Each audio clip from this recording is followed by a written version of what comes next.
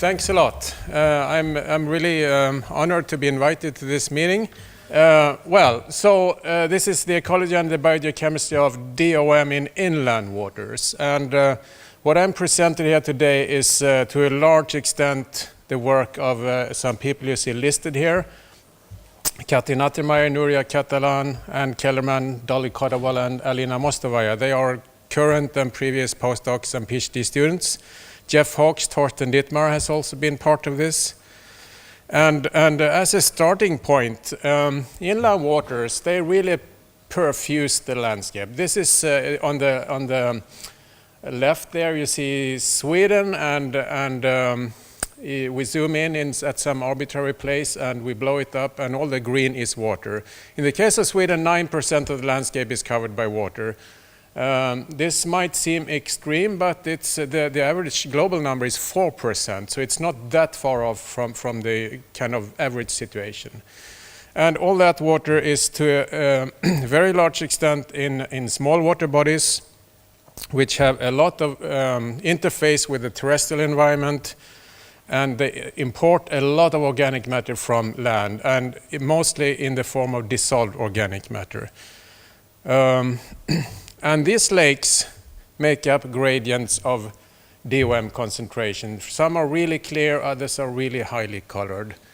I said there are lots of them, and the amount of organic matter in the lakes is quite substantial. If we look at what the IPCC thinks about that carbon in the inland water and what it makes to the global carbon cycle, we look back to their assessment report of 2007, the AR4. So here they conclude that there is a lot of carbon exchange between ocean and atmosphere, deep and surface ocean, land and atmosphere, and then the inland waters, they are here. So they are just a passive pipe transporting every year a little less than 1 gigaton of carbon into the ocean from land. And there is nothing really happening more than passive transport. This is the way they looked upon it. So some stuff is traveling with the waters, and that's basically what happens. So that was what they thought in 2007, and that was around the time when the aquatic kind of limnology people started to realize that there is something else going on.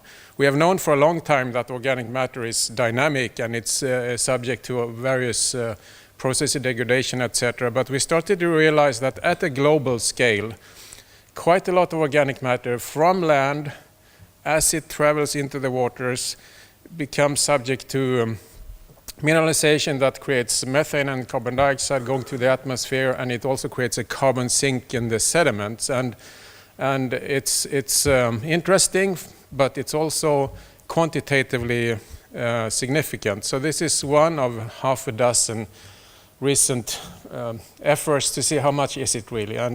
And here we suggest that it's, you see those red numbers, the gas and the sediment source is about 2 gigatons of carbon per year being kind of lost in transit through the inland waters. And that is to compare with, for example, the global carbon sink of the oceans. It's about 2 gigatons per year. So it's a big number in the global carbon cycle. And in the last assessment report, the AR5, in 2013, they actually realized this at the IPCC. So they have an outgassing of 1 gigaton and a sediment sink of 0.2 at least. So it's now recognized. So geomixed substances, organic matter, is not just about soils. It's significant also in the inland waters.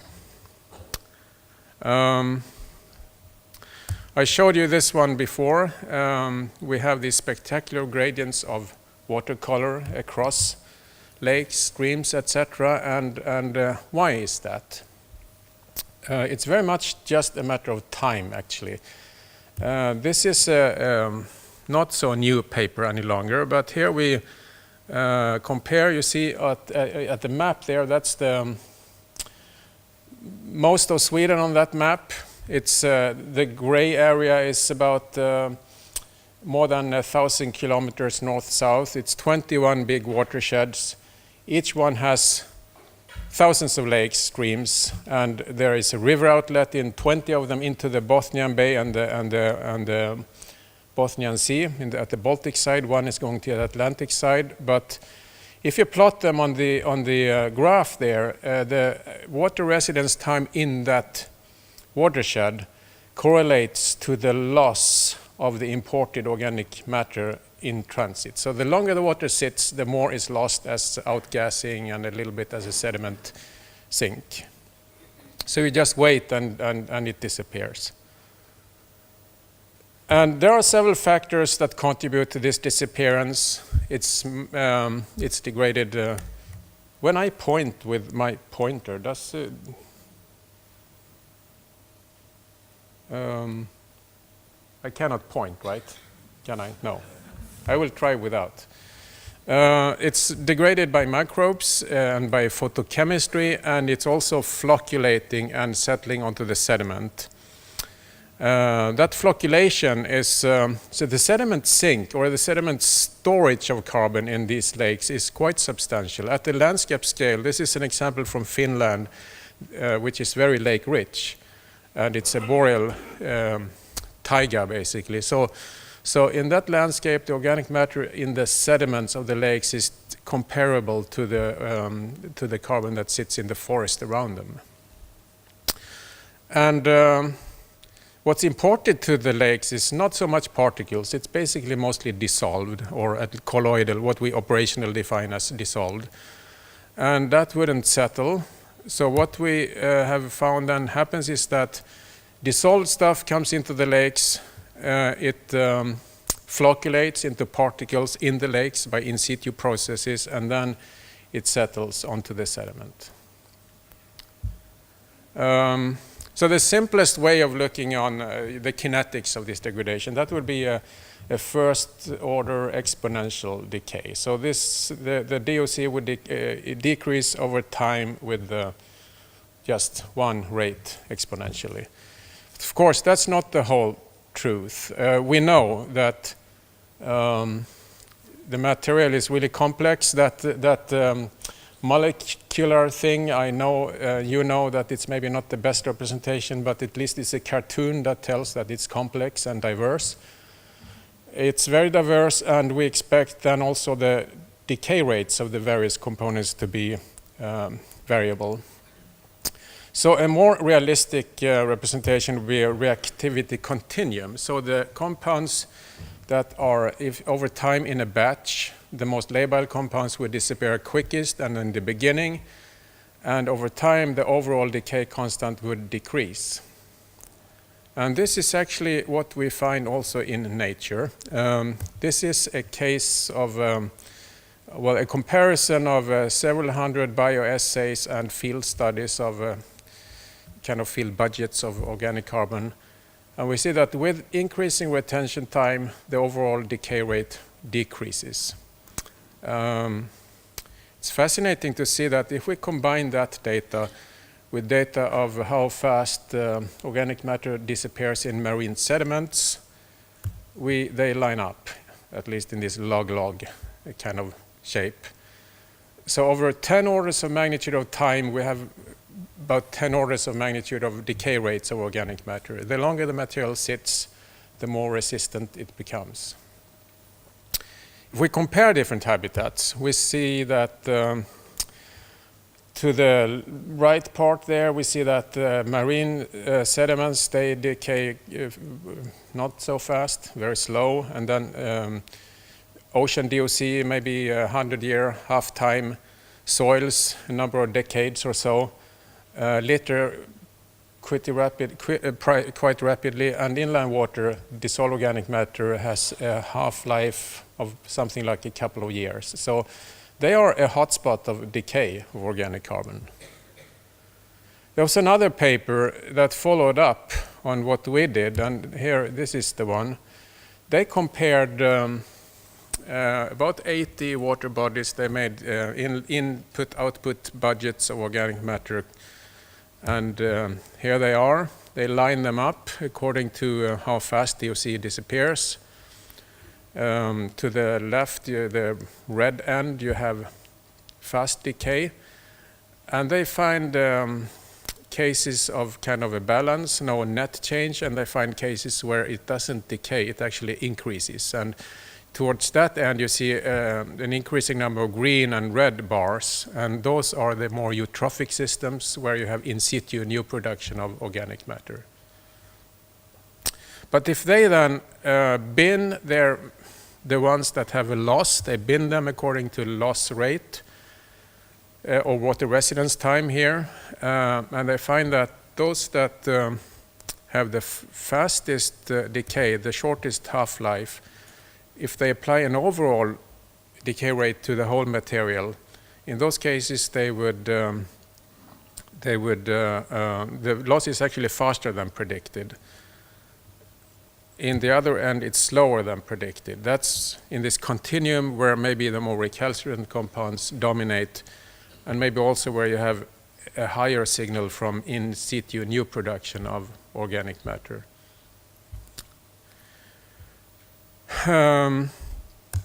But now, can we see that at the molecule level that we have such a reactivity continuum that is built up of a multitude of individual molecules that each decay maybe at something like an exponential rate? So to look at that, and this is a PhD work of Alina Mostovaya, she made an experiment or several experiments where she filtered lake water, incubated it with a natural microbial community, did some UV treatments as well, and over time sacrificed subsamples for DOC concentration measurement and also mass spectrometric characterization. So over this is a 120-day experiment, so and she has a loss of maybe 15–20% of the DOC. And over time, she made this FTICRMS analysis. She got a big table with masses, corresponding formula, and also over time an intensity for each peak. Assuming that there is some linearity in concentration and intensity, and fitting an exponential model to each of a couple of thousand of compounds in each sample. And this is here how DOC decreases. And here is about 2,000 lines, each an exponential decay. And you see there are some that are not even a decay, they are a new production. So some things are also produced. Everything is not just disappearing. And yeah, that's what you see here. But the ones here, so there's lines upon lines, so you cannot really see what's behind. But the new production is far less compounds. You will see it a bit later. Here is 4 cases, 2 lakes with original water or incubated in dark, or pre-UV treated water incubated in the dark. And you may imagine here that you have more of fast decays upon UV. And you can see it here, non-manipulated and UV-treated water. And upon UV, you have a shift towards faster decays. So yes, we do have a reactivity continuum that looks like it's an emergent property of the behavior of a lot of individual components. But can we see now which kinds of compounds are the slow and fast degraders?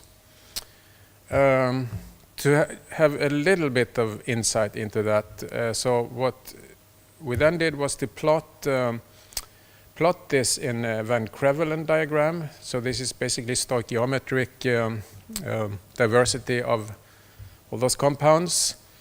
And the color scale is the correlation with decay rate of each compound. And you see that up in the aliphatic region there, you have, this is control in UV, you see you have, well, in the middle here, it's highly unsaturated and phenolic compounds mainly, and they seem to decay slowly. Aliphatic ones seem to decay pretty fast. And if you compare left and right, you can imagine that in the lower part there are things that decay faster after they have been UV treated. So this is frequency distribution of compound classes when it comes to decay rate. And you see that the aliphatic and the plant polyphenols, they decay pretty fast comparably, while this blue arrow points now to the highly unsaturated and phenolic, and they seem to have more shifted to slower decay rate distribution. And we did compare UV and non-UV treated water. And here is a plot of decay rate with and without UV pre-treatment, and a one-to-one line. And you see that things seem to decay faster after UV. And the interesting thing here is that those are the very same formula. It's not that another formula is produced that has a faster decay. It's the same formula. That could either be because we may have lots of structural isomers within each of these molecular formulas. So maybe there are other ones dominating in UV. We don't know that. Or maybe the UV, it's not about the molecules per se, but it could be maybe about how they appear in the water. So maybe the UV has disintegrated colloidal aggregates of molecules. That's just a speculation. That could be a reason why we get this faster decay. So this is not, as we have known for quite some time, UV treatment creates a lot of small labile molecules that are easily degraded by bacteria and which would disappear very quickly. But this is the outcome of a 120-day incubation experiment. So this is a long-lasting UV effect.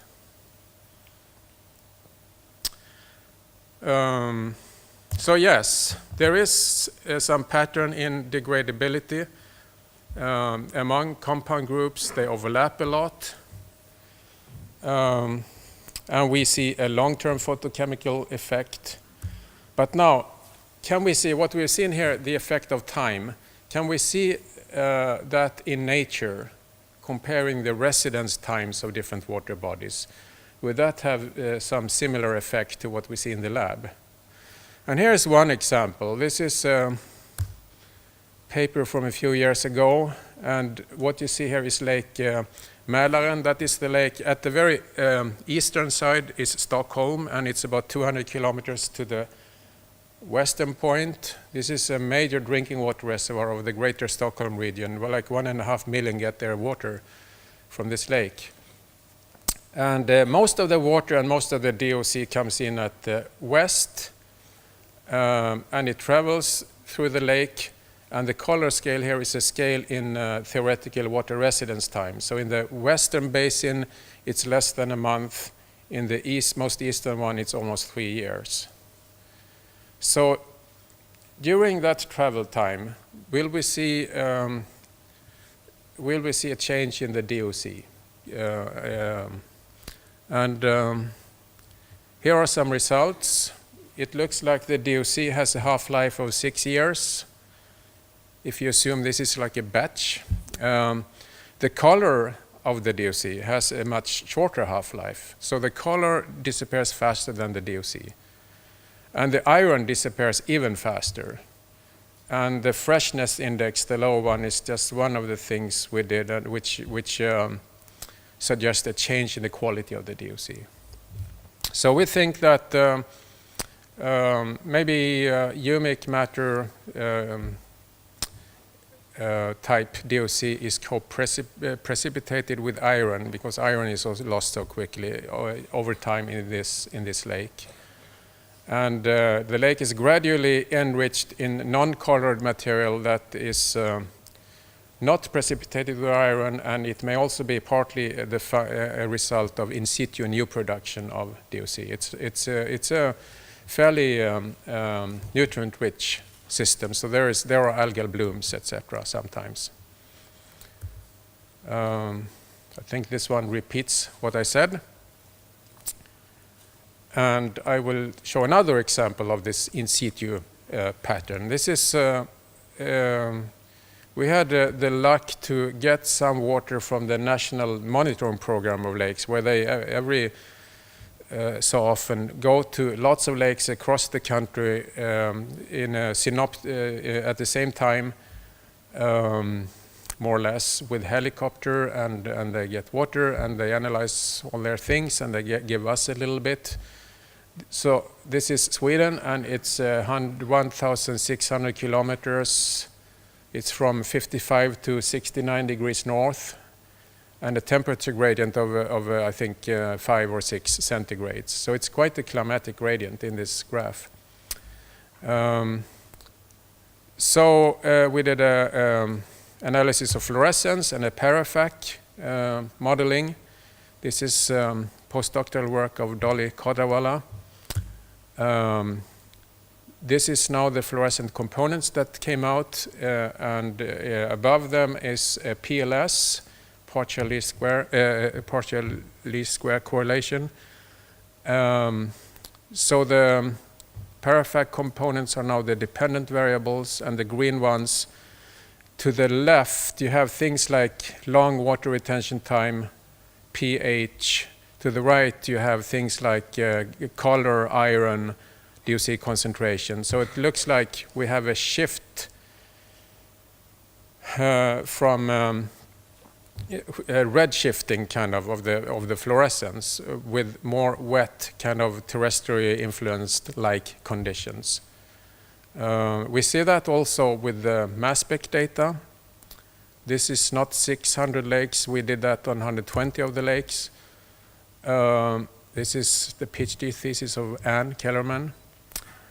So this is again Van Crevelen, and this is the water residence time on the color scale. So up at the aliphatic side, you have a positive correlation with water retention time, and vice versa. If you look at mean annual precipitation, you have a reverse pattern. So the rainy places have more of the humic kind material. And if you think of the globe and the expected change in climate, here are some regions where you will get wetter and warmer. Scandinavia, Northeast, US. And these are areas that are also subject to increasing DOC. There are other aspects of this, like recovery from acidification, and also quite convincing, I think, changing land use with the way forestry is done. But I think this climate effect on the lake color and DOC concentration could be quite important. I have one last set here, that just to show you some of the things we are struggling right now. So we went to a number of lakes in different regions to look at we know that the DOC is lost and worked upon by things like microbes, photo, sunlight, flocculation, sorption to inorganics. And we asked ourselves, does the stuff in the DOC that is subject to these different things, does that get exhausted over time as you travel down the watersheds? And yeah, that was the question. And the one that has really been understudied, I think, is absorption to inorganics. We don't have much in these northern boreal systems, but maybe we have stuff that is very prone to absorb all the way down to the sea, but it never does because there's no chance. But we looked at things like that. I will not have any final answers, but some things that have come out so far. I showed you before that inland waters are kind of hotspots for carbon decay. And in this study, we find that the two left bars are from the previous compilation, and the right one is litter. In the middle, you have this study DOC. It is a bit like what we saw before. And then you have this study POC. So we see that the half-life of particulate organic carbon is much shorter. DOC is about a year, POC is less than a month.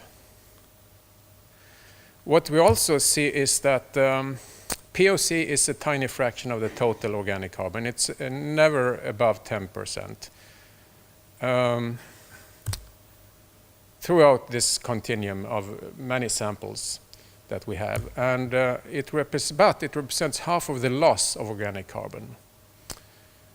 And this doesn't quite match. So we think what happens is that to sustain the observed concentrations of POC and DOC, we need to continuously replenish the POC by flocculation of the DOC. And those flocculation processes are quite interesting to study further, I think. So, to round off here, some very general take-home messages for a broad society focused a lot on soils and a little bit on water maybe. Dissolved organic carbon in inland waters, they are a major agent in continental carbon budgets. We are beginning to understand how it's regulated by extrinsic factors such as hydrology, and also I didn't talk much about photochemistry, but that's another one.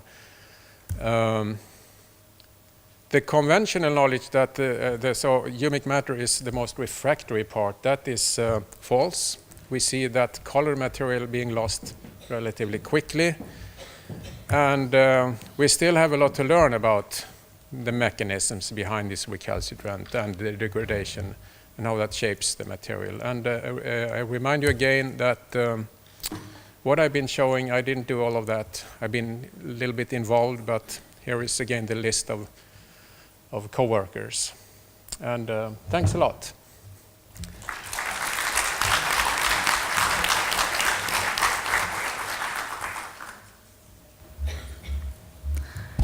Thank you, Professor Tranvik. So we have time for 1 or 2 questions. There and there. Who has the microphone? The microphone, please. There. Fernando Rosario, Colorado. I had a question on the UV treatment. Can you expand a little bit more on what that treatment entailed? So the water was sampled, it was filtered 0.2 micrometers, and then some of it was treated with UV. In this case, we used UVA fluorescent tubes. They look quite a lot like sunlight up to, the short wavelength blue, and then it goes down again. So that's the light source, and so they got that light, and then they were dark for the rest of the experiment during the incubation. How long was the light on? Sorry? How long was the light? The light, I cannot recall the intensities and these numbers, but the light was on for 24 hours. Professor Swift here. Roger. You linked the colour of the organic matter in the water to time. Yeah. What about normal things like the type of vegetation surrounding the Yeah. water? What about soil pH? And calcium is a much more important element than iron as the amount there to determine solubility. So what role did any of those other factors play in the color gradation? We can, if you want, we can look at that PLS together again. Calcium plays some role, but in these waters we look at, it's all on the bedrock, granitic bedrock. There isn't really any calcium, or very, very few. So there's no calcareous soils? No.